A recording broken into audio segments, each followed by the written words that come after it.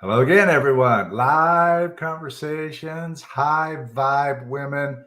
I get to listen in. I am a special man. We have Shel Shapiro with us. This is Ambassador Terry Earthwind Nichols and my lovely wife. Linda Vetrus Nichols. Did you I forget love my the way name? she says that. So, yes, this is going to be exciting. Thank you very much for joining us today on live. We're doing some high vibe conversations. Welcome, Shel. This is going to be exciting. I'm so excited to be here, Terry. Thank you so much for having me. You're welcome. So I'm going to pass it over to Linda to pull up here and let's go. Well, we've been in a series of curiosity, and Shel knows quite a bit about LinkedIn and even networking on LinkedIn. So I also just wanted to know, Shel, when you hear the word curiosity, what comes up for you? That's such a great question, Linda. What doesn't come up for me? And isn't that just like the crux of like what curiosity really is? I guess the best place to start is by asking a question back. What happens when we're not curious? Right? Ooh, yeah. Curiosity for me means remaining open. It's that openness, it's that desire to know more and wanting to get more than just the surface layer of what you see. Right. To get underneath and see what you don't see. And what happens, I find, is when you don't ask questions based in curiosity, when you don't want to know more, when you're just okay living that very surface shelf life, Yeah.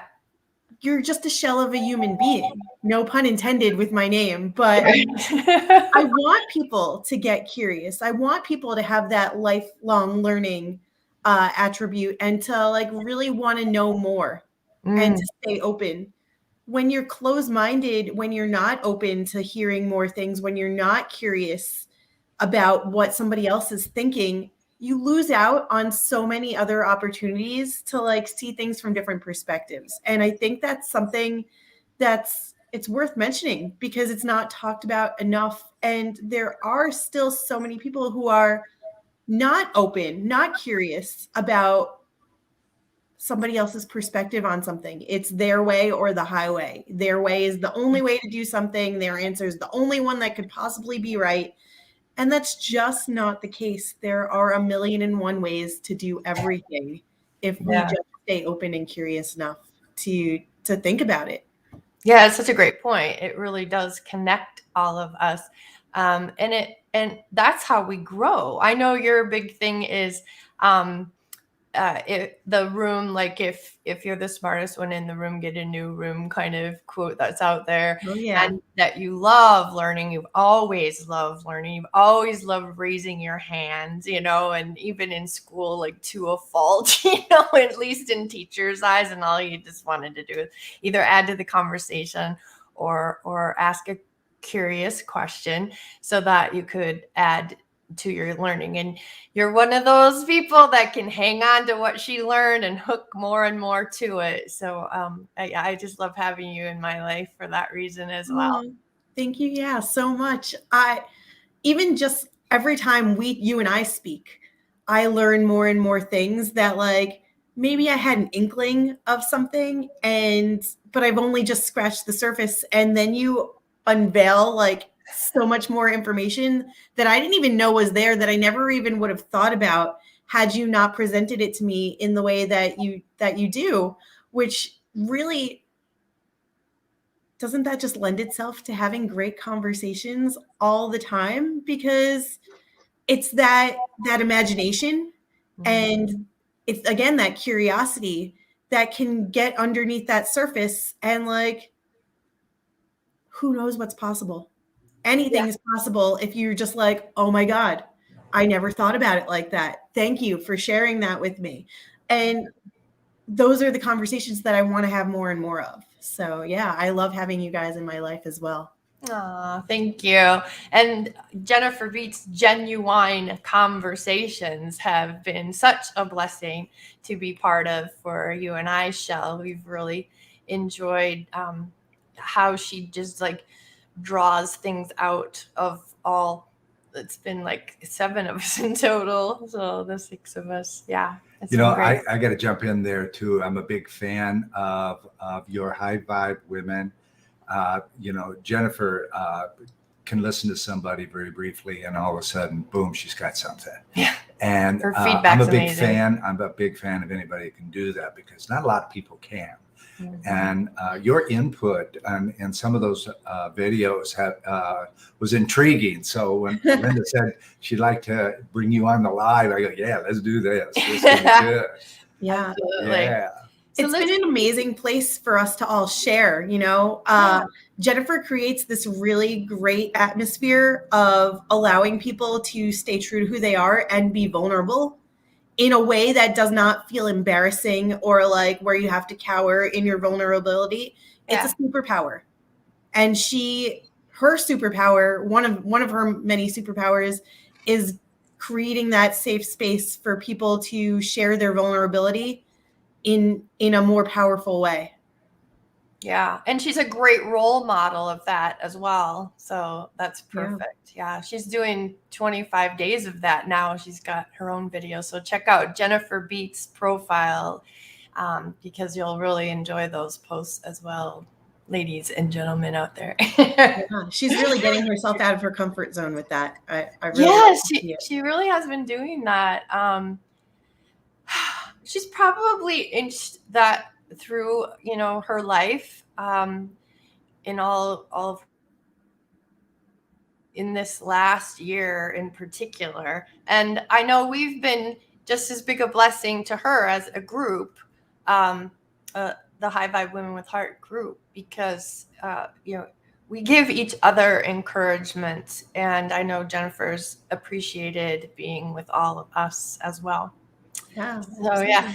So real quick, Shel, like when you are chatting with someone, you know, say from LinkedIn, and it's someone you don't really know,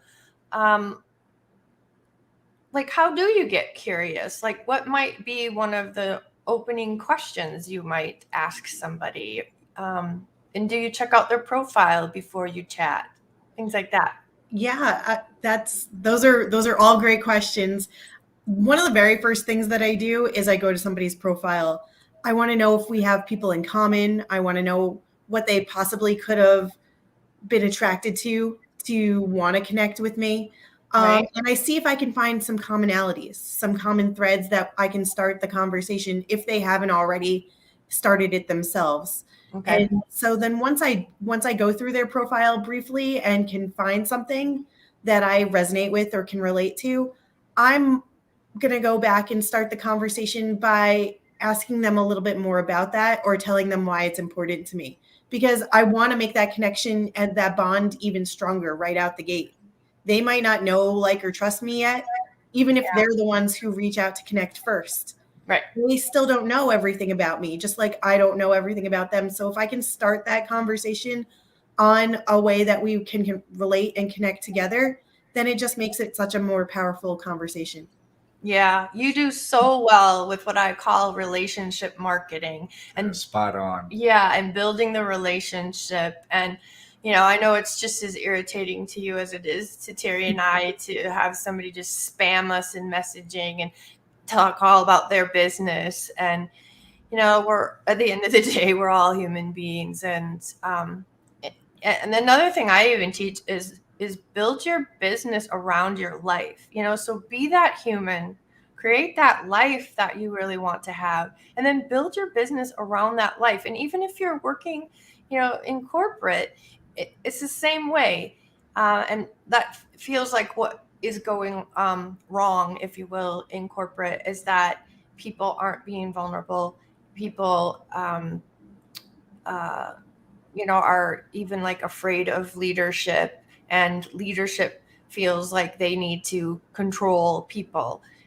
So I'm glad to see that changing, and LinkedIn's been a great platform to make that happen. So thanks for being a part of that mission, if you will, Shel. I appreciate you.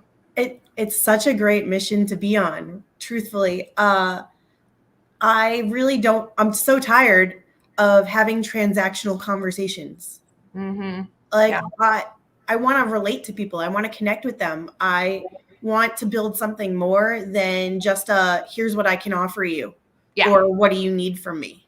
Like it goes beyond that. And that's really where it comes back to asking those curious questions, Mm-hmm. wanting to relate and learn more. Mm-hmm. I would add to that relationship building or relationship marketing, it's really not a new concept.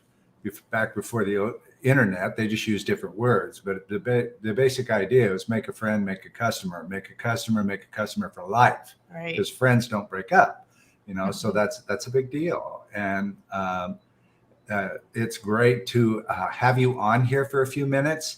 And thank you so much for doing so, because I knew it was going to be a lot of fun, and it was. Yeah. And so we thank you very much for coming and being with us today.